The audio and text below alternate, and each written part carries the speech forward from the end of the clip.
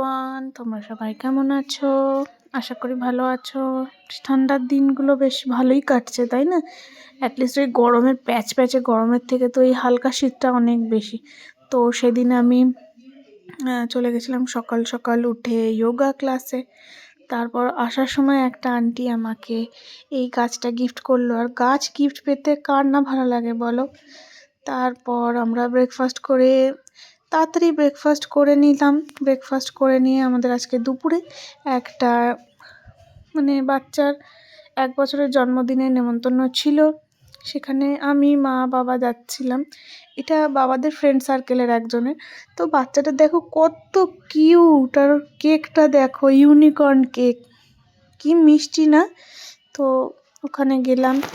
এটা হচ্ছে আমাদের ফার্স্ট ইনভিটেশন ছিল নভেম্বরে। এরপর যে কত ইনভিটেশন রয়েছে কি বলবো আর তোমাদের।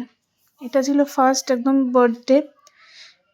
এখানে গেছিলাম আমি, মা আর বাবা, আর বাবার সব ফ্রেন্ডরা। তো আমাদেরকে কেক দিয়েছিল। কেকের পিসগুলো দেখো এত বড় বড়, যেখান থেকে আমি মাকে বললাম ক্রিমটা নিয়ে নিতে।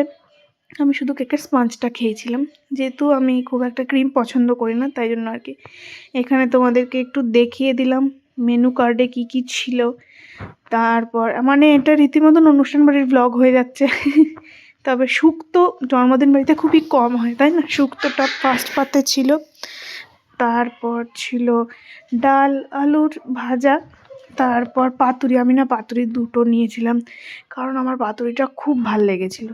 তারপর তো আমার আর মায়ের দুজনেরই ফেভারিট মাটনটাও না, যেহেতু এটা দুপুরবেলা নেমন্তন্নটা ছিল, সেই জন্য মাটনটা এত সুন্দর, আর খুব যে রিচ সেরকমটা নয়, খুব ভালো করেছিল মাটনটা।